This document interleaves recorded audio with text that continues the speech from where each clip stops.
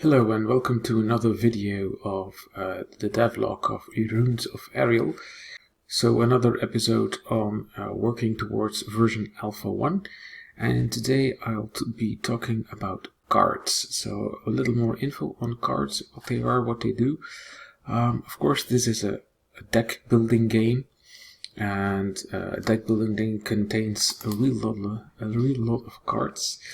And as it stands at the moment, I've created already a vast number of cards. Of course, not enough for the entire game to be release ready, but some basic cards already are implemented here at the bottom. These are the ones I've already implemented at this time, and the other ones here are ready to be implemented somehow, because they don't, of course, share all of the same logic. But some of them do. Some of them deal damage, some of them add shield, some of them protect you against something, some of them deal venom to an adversary, stuff like that. A lot of different things going on in the game, of course, because the game is pretty layered and you have several options as a player to go through the game and actually build and customize your deck and build and customize your character in order to get through the game. So that means there's a pretty large variety in what these cards actually need to do. So let's get a better look into some cards. Let's open the card here, this one for example. This is the card called Howling Wolf. I've imported this image. It's a really pretty large image. You can see it here in the size, 365 by 510. So it's a pretty high definition card in terms of visual. And that's because it should be nice to look at, even smaller in smaller sizes, and also if it is enlarged on a larger screen, for example. So here we can see the cards, and generally we have this name of the card here. We see how much energy it will cost, and here a description of what it will do exactly. So here at the bottom right now, as it stands, I put some type of card. This is a strike card. You also have defend cards and spell cards and stuff like that. I'm not really satisfied on what stands here, and also this little skull here can be 1, 2, 3, 4 skulls. I'm not really content with what it does yet, because I intend to add some layers of intelligence here to those cards later on, which we'll be doing live and live coding sessions, of course, but not today. So this is what a card in general looks like, and all of these cards have the same principle attached.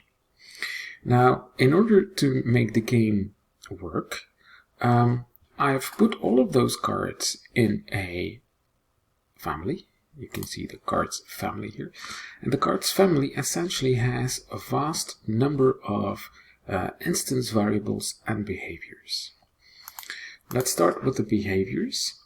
So the card has the move to behavior, and the move to behavior is generally unused at the moment. It used to be used for some reasons to move cards from X to Y, but right now usually tween is used. Tween to move a card in an X period of time from one place to another, or to make it a bit bigger, or to set the scale and stuff like that.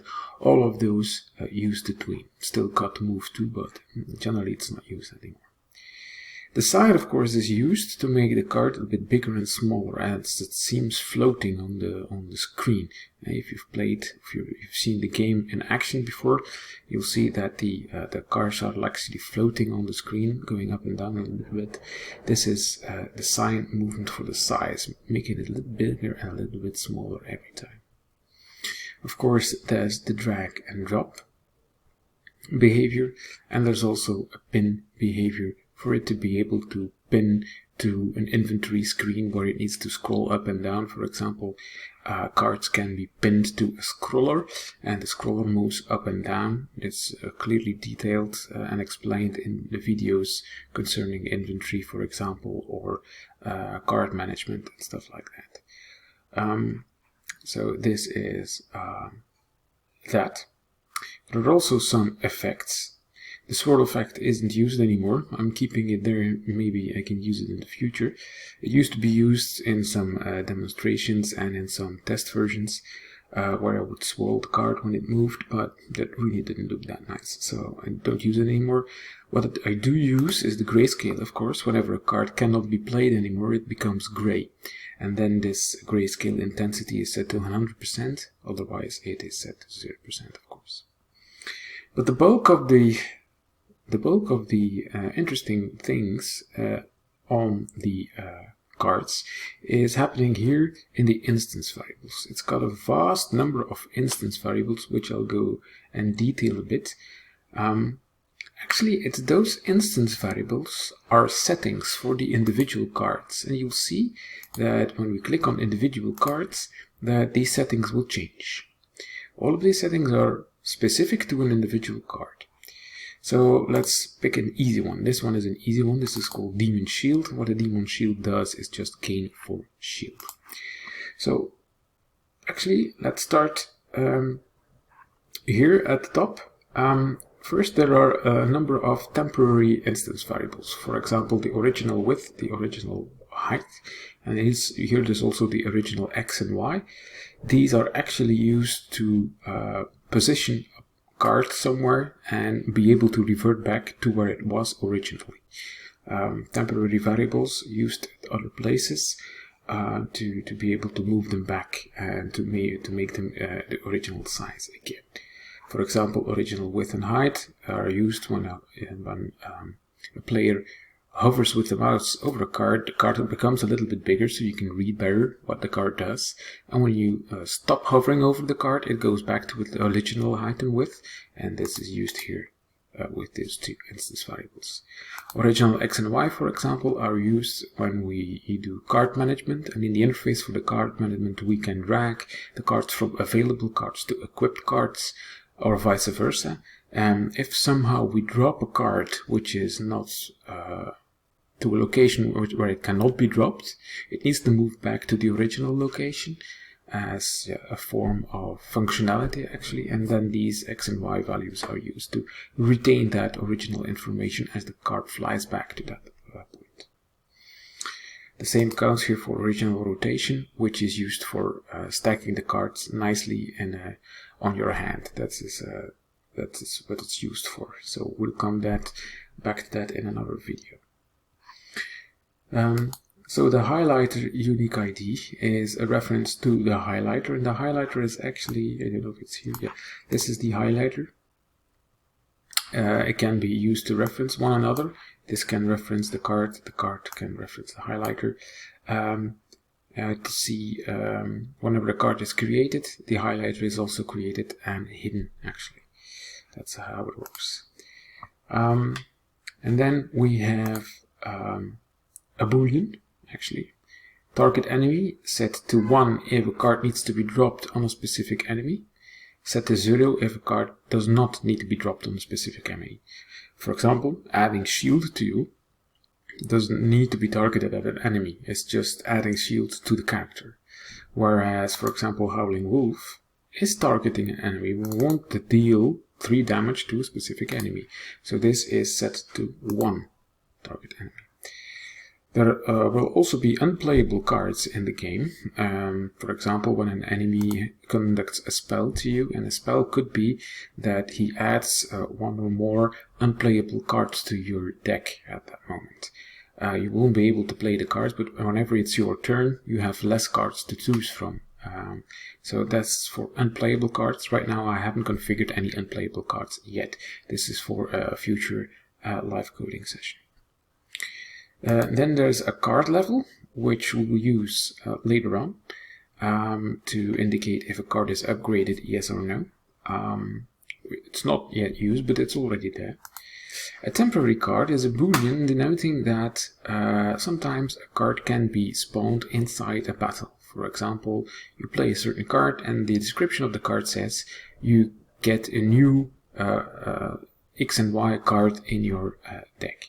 And this, for example, this lightning card, there is another card that says create a lightning card. Here, for example, Whirlwind says add 2 lightning cards to your hand.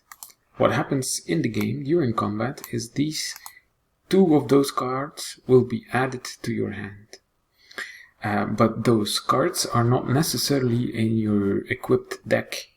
They can be new and temporarily in that combat. And then this is a temporary card, something that's not in your deck standard, but can be created during a battle somehow. So this is a temporary card. The current deck instance variable indicates where a card is, at the left deck, in your hand, or at the right deck. That's how we identify where a card currently is residing. The cost is how much a card costs to play. For example, this is costing 1, you can see that here. This is costing 2, you can see that here. This is the cost of a card, the cost in terms of energy. Remove after use is a boolean that says, for example here it will be 1 for lightning. Remove after use, if this is 1, once the card is played, it's not going back to the right hand side of the right deck to be shuffled again. No, it's removed from your hand altogether, and during this combat it will not return. So this is an example of that, remove after use, and it also says that in the description, remove from deck. So all these cards that are mentioned, remove from deck, will have this boolean set to 1. And then we have a number of cost instance variables. For example, we have cost damage. Here we say deal 4 damage. Well, these cost 4 damage means that actually in this cost, and when dealing this card, we need to do 4 damage. The game is set up in that way that there can be a lot of cards dealing a certain amount of damage. For example, this one deals 6 damage. This one deals 9 damage, and stuff like that. Can be, of course, be a combination of different stuff, but in general, there can be cards that do damage. Instead of programming the game that it checks each and every card what it's supposed to be doing, like it's piercing bolt, so we do 6 damage, it's lightning, so we do 4 damage, etc. We just have an instance variable that says, okay, this card deals so many damage. It can be 0. If it's 0, then it will not deal any damage. But if it's set to a value larger than 0, then it will be dealing damage. That way, it's like a configuration of the card without needing to specify the exact way of working of each and every card. So it is an easy way to add new cards to the game without need to reprogram everything in case of a card. For example, this guard card, gain 5 shield, will have a cost shield instead of a cost damage. So there can be also a cost fragile. We make an enemy fragile. We draw a new card from the deck. We make it cost venom. We make it discard another card. But sometimes it's very, very specific. Sometimes it cannot be caught in such a generic system. For example, this one here. It says deal 7 damage. If an enemy has venom, deal 7 damage again. So here we say, okay, it will cost 7 damage. Anyhow, it will do that because I've set this value to greater than 0. It will cost damage. But I've also added a special function, damage if venom, to cost another 7 if that card is configured with this function. So we could create another card, like a duplicate of this one, that says if an enemy has venom, deal 10 damage, for example. Then it would have the same special function, but with a value of 10 here instead of 7. So a lot of cards already contain such a special function. And if a special function is set here, then that means that somewhere in the game logic there is a check for this special function, and then something additional is done. If that is set, and that can take a parameter, and that parameter is this one here. So there can be another one dealing X damage if there is venom. For example, this one here, deal 3 damage 5 times. This 3 damage, which is indicated here, can be repeated. Repeat is a special function that does something X number of times, and that X is configured here in this value. So we see it repeat 5 times, do damage. That's how we configure it. So we could make a card, deal 2 venom 5 times. Or deal 2 venom 10 times, for example. We would say repeat 10 and then cast venom 2. So that's a way of configuring cards, actually. We've still got a lot of terrain to cover here, because this is far from finished. There are a lot of other cards which have more complex behavior, which we'll be implementing in later sessions. But it's really to avoid having to program all of the individual cards one by one into the game, and therefore we created this generic system with configuration. So there is also an innate setting. It hasn't been programmed into the game yet, but innate cards really essentially get dealt to your hand guaranteed in the first turn. So when a card is innate, the first time you get dealt your cards, all innate cards are in there. This is a logic which has not been implemented into the game, but it can be some way to build your deck and adjust the way you play in terms of deck management and the way you approach the game. So it's already a setting, because I know I'm going to implement it in later videos, but it's not being used right now. So I've mentioned these original values. Enlarge is a boolean that says, okay, my card is enlarged right now or not. For example, when you hover over a card when you're playing, it becomes a little bit bigger, and then we set this enlarged value to 1, else we set it to 0. And then we have some convenience stuff going on here. We want to be able to make a certain sound, for example, when the card is played. Or we want to play some effect when the card is played. Or we want the enemy, or we want the hero to do some animation when the card is played. Or we want to hear some incantation or spell, actually. So these sounds, this is a sound. When it is configured, when it's not empty, it will play that sound when it is played, when the card is played. And these sounds can be found here in the sounds folder, and here in spells you can find, for example, cast 2 will probably be some spell somewhere. Narrator, miscellaneous, cast 2, where is it? These are the incantations. These are some ambient sounds. Spells, I don't know where it is right now. Cast 2, I probably removed it or renamed it. So that's a good one. Start with some, that's a bad example. For example, I cast 2, spell 7, for example. Spell 7 is this one. So this sound will be played whenever this card is played. And also there can be an incantation. An incantation is something like this one.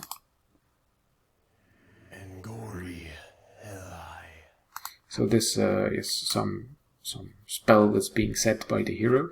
There's only male voices in here yet, but we've got female heroes, so that's something to do for later on. Also add female incantations here.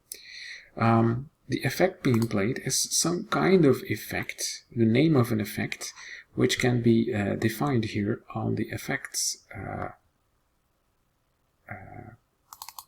thing here. The effects layout. Those are all effects that can be played. They all have a name, Aura 2, Zap 1, Zap 2, stuff like that. So essentially what we got there is the name of such an effect. And effects can be configured as well, how they play out. So, but that's part of another video where I explain how effects work. And the attack animation is essentially the animation of the hero when he makes a attack. And there are actually 3 types of animations in the game: attack 1, 2, and 3. And then we can say, okay, when we do this type of attack, and otherwise we do that type of attack, etc. So that is again to avoid to program the game that for each and every card we need to say, if the card name is Aftermath, then we need to play this sound. If the card name is Poison Arrow, we need to do this sound and stuff like that. it clutters the game code, it makes it gigantically huge, it makes it very hard to debug, very hard to change, whilst when we just configure a sound on the card, it's very hard. It's very easy to see, very easy to change, and it can have a great effect and a great performance gain in terms of throughput of making cards, for example. So those are the cards in general, how the cards work. We'll come back into further details on each and every card, how they are programmed, and where this piece of code is being executed. For example, where do we do venom damage, how do we do lightning damage, how do you add shield and stuff like that. That will be part of other videos. And of course, in later videos we will have live coding sessions where we implement other cards like these ones here above. Okay, thank you for watching. As always, please like and subscribe. If you want source code for this game, do support me on my Patreon page, and see you next time.